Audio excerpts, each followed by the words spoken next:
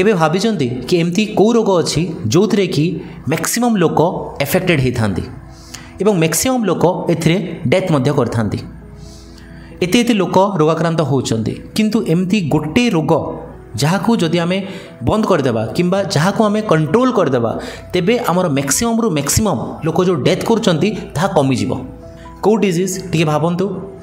सेटा होची normal blood pressure किंबा जहाँ को आम हाइपरटेंशन बोली कहि थाउ। ब्लड प्रेशर जो मेसीन अच्छी सेटा आपण छोट गाँव जो पीएचसी अच्छी सेठारे भी देखिथिबे एवं बड़ कॉर्पोरेट हॉस्पिटल रे जो डॉक्टर बसचंती तांको टेबुल रे मते देखिथिबे। एते नॉर्मल जिनस सेटा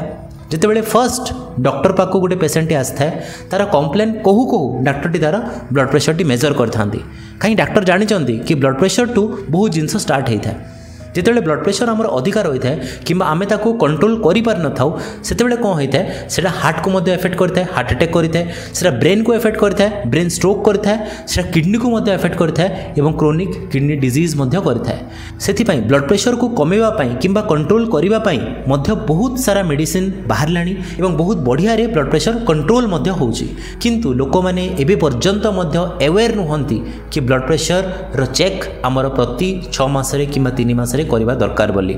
जदि आपण को 50 वर्ष ऊर्ध्व अच्छा जदि किसी रिस्क फैक्टर अच्छी ताने जदि आप डायबिटीज अच्छी कि आपन टिके मोटा अच्छा जदि आप माछ मांस अंडा बेसी खाऊँच जदि आप लाइफस्टाइल ठीक नुहे जदि आप मदपान करे आपण ब्लड प्रेशर अधिका बढ़िबार चांसेस बहुत अच्छी। से नियमित हिसाब से डॉक्टर पाक जातु एवं ब्लड प्रेशर चेक निश्चय करातु कहीं जदि आम जापर ना आमर ब्लड प्रेशर अच्छी बोली तेबे सेटा साइलेंट हिसाब से आम हार्ट को मध्य एफेक्ट करुव आम किडनी को एफेक्ट करुव आम भेसेल्स को कि जो आम रक्त नली अच्छी ताको एफेक्ट करिवो आम ब्रेन को एफेक्ट करिवो एवं केतेबेले सेटा मारात्मक रूप नहीं कि मनीष को मृत्यु मुख को मध्य नहीं जाए। से ब्लड प्रेशर टेस्ट मिनिमम 3 मासरे निश्चय करंतु